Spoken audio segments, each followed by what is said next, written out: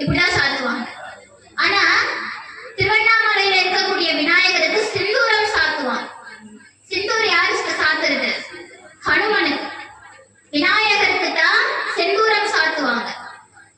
ஆனா திருவண்ணாமலையில இருக்கக்கூடிய விநாயகருக்கு செந்தூரம் சாற்றுவது வழக்கம். இது முதல் படை வீடு. திருவண்ணாமலையில இருக்கக்கூடிய முதல் படை வீடு விநாயகருக்கு அள்ளல் போக்கும் விநாயகர். சரி, இவரை வழிபட்டா என்னங்க கிடைக்கும்?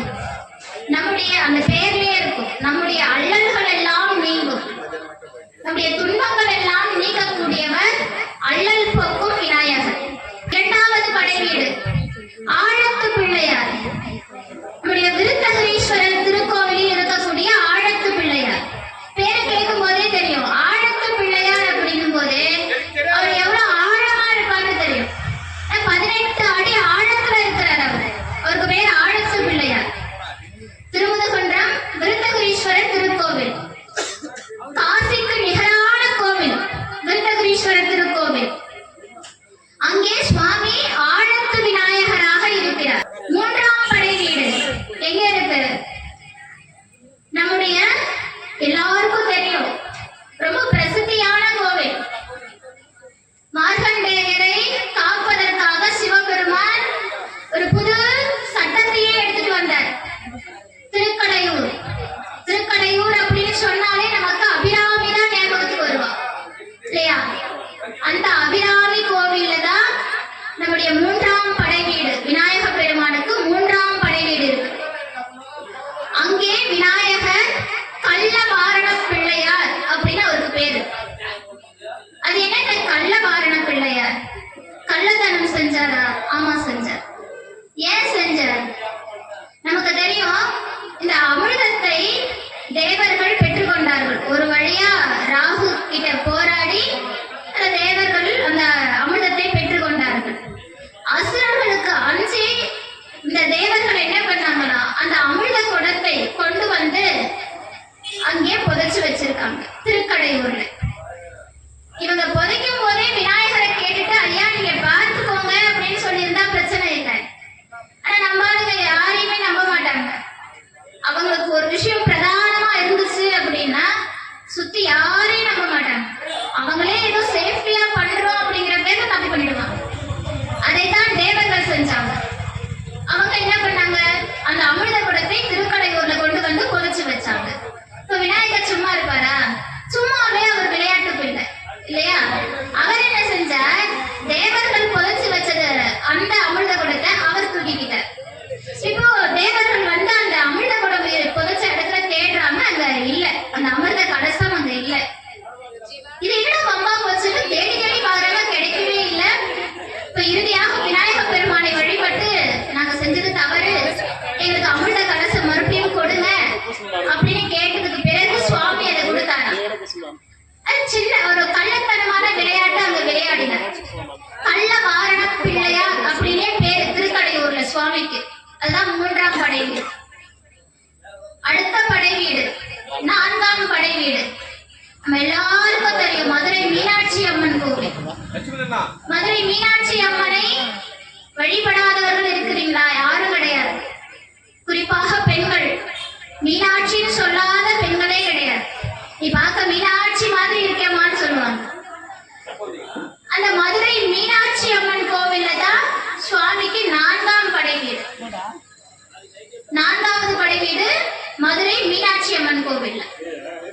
ஐந்தாம் படை வீடு நம்ம எல்லாருக்கும் தெரியும், ஆனா அதை நம்ம பார்க்கறது இல்ல போய் இல்லையா? அதை நம்ம பார்க்கறது இல்ல. எல்லாருக்கும் தெரியும், கற்பக விநாயகர் பிள்ளையார்பட்டி, அதுதான் ஐந்தாம் படை வீடு. அது என்ன கற்பக விநாயகர்? கற்பக விநாயகர்னா என்ன? கற்பக மரம் கேள்விப்பட்டிருக்கீங்களா? தேவலோகத்துல இருக்கக்கூடிய மரம். பார்க்கடலை கடையும் போது இந்திர தேவர்களுக்கு கிடைத்த பரிசுனே சொல்லலாம். எதை கேட்டாலும் தரும், இல்லைன்னு சொல்லாம தரக்கூடிய மரம் கற்பக மரம். பெரியோர்கள் நம்மை ஆசீர்வதிக்கும் போது கூட கற்பக விருட்சம் போல இருக்கணும் அப்படின்னு வாங்க. கற்பக விருட்சம் நாம் கேட்பதை எல்லாம் தரக்கூடியது. அப்படிப்பட்ட கற்பக விருட்சத்திற்கே ஒரு அந்த கற்பக விருட்சமே போய் கற்பக பிள்ளையார்கிட்ட தான் கேட்குமா. அப்படி கேட்காமலேயே நினைச்சாலே தரக்கூடிய பிள்ளையார் பிள்ளையார்பட்டியில் இருக்கக்கூடிய கற்பக விநாயகர். அந்த கற்பக விநாயகரை பார்த்தீங்கன்னா எல்லா இடத்துலயும் சுவாமிக்கு 5 கரம், துதிக்கையோடு சேர்த்து 5 கரம். 5 கரத்தனை, ஆணை முகத்தனை, இந்தி விளம்பிரை, போடு பெயற்றனை, நந்தி மகந்தனை, ஞான கொழுந்தினை புந்தியில் வைத்தடி போற்றுகின்றேனே. 5 கரத்தை உடையவன் துதிக்கையோடு. ஆனா பிள்ளையார் பட்டின சுவாமிக்கு 3 கரம் தான். ஒரு கரத்துல சிவலிங்கத்தை வைத்திருப்பார், மறுகரத்தை இடுப்பில் வைத்திருப்பார், 3வது கரம் துதிக்கை. 3 கரம் தான் பிள்ளையார் பட்டியல்.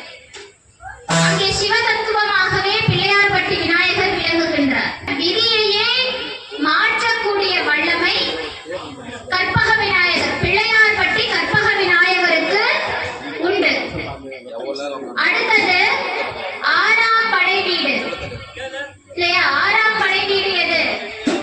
திருநாரையூரில் இருக்கக்கூடிய பொல்லா பிள்ளையார். பொல்லா பிள்ளையார்னா ஏதோ பொல்லாத பிள்ளையார்னு நினைச்சுக்க வேண்டாம். பொல்லா பிள்ளையார் அப்படின்னா புலியால செதுக்கப்படாத பிள்ளையார். அவருக்கு பெயர் தான் பொல்லா பிள்ளையார். இந்த பிள்ளையார் கோவில்ல ஒரு விசேஷம் உண்டு, எல்லாருக்கும் தெரிஞ்ச கதை தான். அங்கே நம்பியாண்டார் நம்பி அப்படின்னு ஒரு குழந்தை இருந்தா. அந்த நம்பியாண்டார் நம்பிதான் பிற்காலத்திலே நமக்கு திருமுறைகளை கண்டெடுத்தது. அந்த நம்பியாண்டார் நம்பிக்கிட்ட அவங்க அம்மா கொழுக்கட்டைய நிறைய செஞ்சு கொடுக்குறா. தான் பிள்ளை போய் பூஜை செய்யணுங்கிறதுக்காக. இப்ப பூஜைக்கு போறா, குழந்தைக்கு பூஜை எல்லாம் பண்ண தெரியாது. ஏதோ அவங்க அப்பா பண்ணதை பாக்குறான், அவ்வளவுதான். இப்ப பாக்குறான், பூஜையை பார்த்த மாதிரியே செய்ய போறான், அவ்வளவுதான்.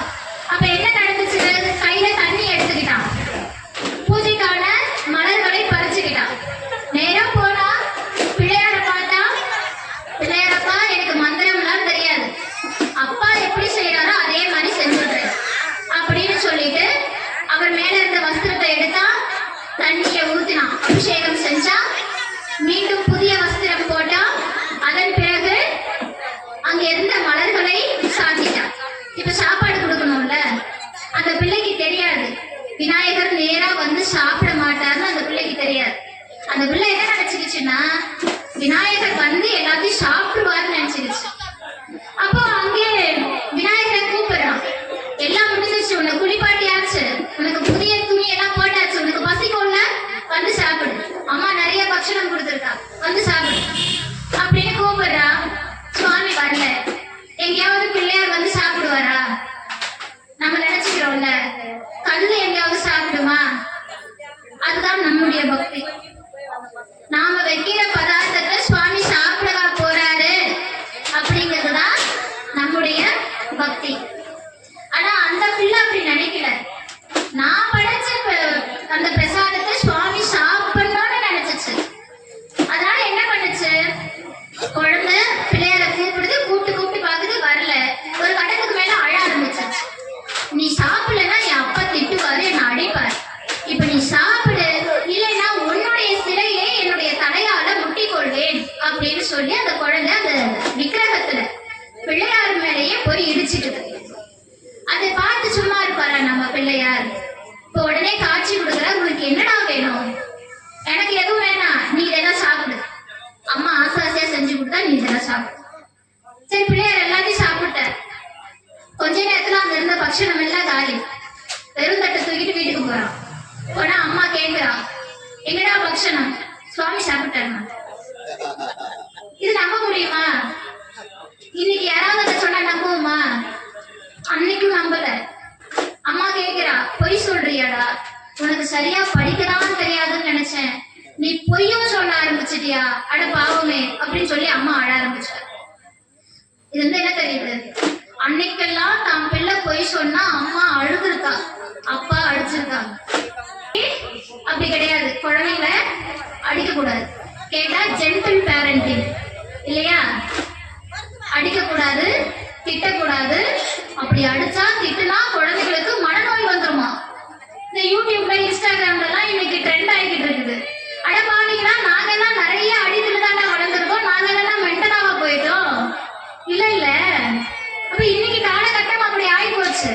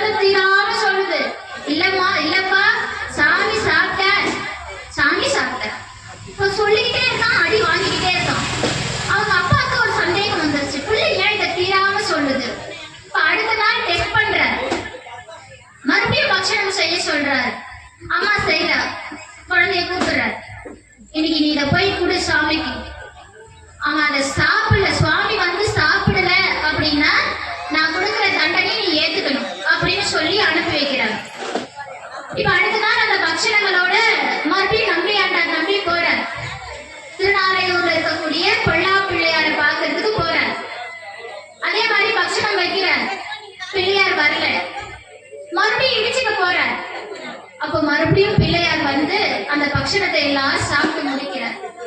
அப்பதான் உங்களுக்கு தெரிஞ்சது உண்மையிலேயே வந்து சாப்பிட்டது கடவுள் அப்படின்னு. அந்த பிள்ளையார் தான் அந்த நம்பியாண்டார் நம்பிக்கு அருள் செய்தார். சரிடாப்பா, நான் 2வது முறை வந்து சாப்பிட்டுட்டேன், உனக்கு இப்ப என்னடா வேணும்? எனக்கு அதெல்லாம் ஒண்ணும் வேணாம், எல்லாரும் என்ன ஏதோ முட்டாள்னு சொல்றாங்க, எனக்கு படிப்பே வரலன்னு சொல்றாங்க, எனக்கு இந்த ஞானம், நீதான் பெரிய ஞான கடவுள்னு சொல்றாங்களே, எல்லாரும் முன்ன ஞான மூர்த்தின்னு சொல்றாங்களே, ஞான கொழுந்துன்னு சொல்றாங்களே, எனக்கு அதுல இருந்து கொஞ்சோண்டு கொடுக்குறேன், எனக்கு அந்த ஞானத்தை மட்டும் கூட, எனக்கு படிப்பே வர மாட்டேங்குது அப்படின்னு அந்த குழந்தை கேக்குது. இப்ப இருக்கிற குழந்தை என்ன கேட்கும்? வகை வகையா வெரைட்டியா டாய்ஸ் கேட்பாங்க, போன் கேட்பாங்க இல்லையா? அந்த குழந்தை கேக்குது எனக்கு ஞானம் வேணும் அப்படின்னு கேக்குது. சுவாமி கொடுக்கிறார். எப்படி கொடுக்கிறார்? உன்னுடைய ஞானத்தால பிற்காலத்துல நீ திருமுறைகளை படிப்பாய். அந்த நம்பியாண்டார் நம்பிதான் நமக்கு திருமுறைகளை கண்டெடுப்பதில் ராஜ